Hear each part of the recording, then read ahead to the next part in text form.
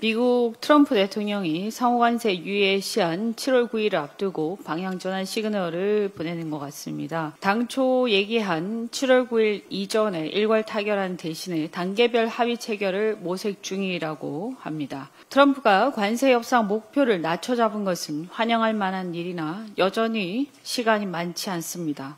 트럼프 행정부 발표대로 7월 9일까지 범위를 좁힌 단편적 합의라도 있으려면 이번 주 중에는 잠정적 협상 로드맵이 나와야 할 것으로 짐작이 됩니다. 그런 미국 측은 특히 한국과 일본의 비관세 장벽을 문제 삼고 있는데요.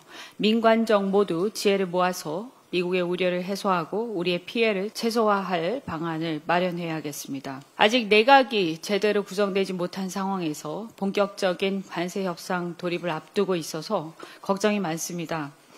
여한구 통상교섭본부장이 홀로 동분서주하고 있는 그런 모습을 보면서 좀 국회나 많은 분들이 지원을 해줘야겠다 하는 생각이 듭니다.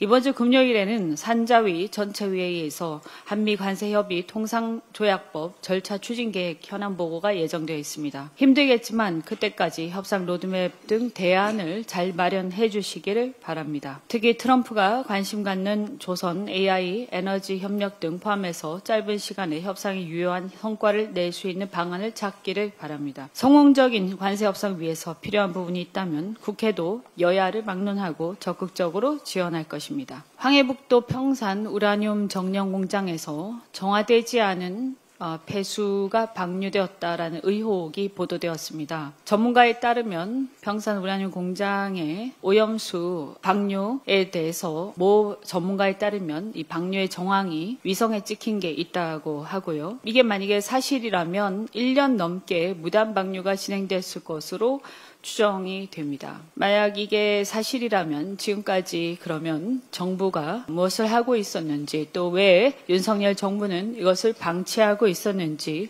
질타하지 않을 수 없습니다. 오염수가 서해로 빠져나가서 인근 해역을 오염시켰을 우려가 제기되고 있는 중입니다. 따라서 정부는 관련 부처가 대응에 나섰다고 하니까 사실 확인과 대책 마련을 철저히 기해 주시기 바랍니다. 통일부, 환경부, 해수부, 원자력안전위원회 등 관련 부처별로 대응 마련 중이라는 얘기를 들었습니다. 관련 부처의 상황에 대해서 질의를 했고요. 원안위가 어제 발빠르게 환경방사선 자동 감시망을 통해서 공간 방사성 준위 분석 결과 전국 모든 지역에서 정상 준위로 확인되었다고 합니다. 그 이후에 또 오늘도 각 부처의 실무진들이 모여서 협의를 할 예정이라고 합니다. 국민 건강과 안전에 직결된 사안인 만큼 철저한 실태 파악과 대책 마련이 필요할 것입니다. 그리고 조사 결과에 따라서 오염이 확연될 경우 오염 차단 및 환경 피해 복구를 위한 대책을 마련해야 할 것이고 다행히 서해 영향이 없다 하더라도 향후에 오염 사전 방지를 위한 대책 마련을 만전을 기해야 할 것입니다. 이 북한의 방사성 폐수 방류 문제는 국가적인 사안입니다. 따라서 국민의 안전 및 건강과 직결된 문제에는 일본, 북한이 다를 수 없고 또한 여야가 따로 없다고 하겠습니다. 만약에 이 보도가 사실이라면 전 정부 시절에부터 방류가 방치되어 온 사안입니다. 따라서 국민의힘이 이 문제를 가지고 정쟁화하거나 정치적 이득을 노리고 문제를 삼는 것은 대단히 부적절하다라고 다시 한번 말씀을 드립니다.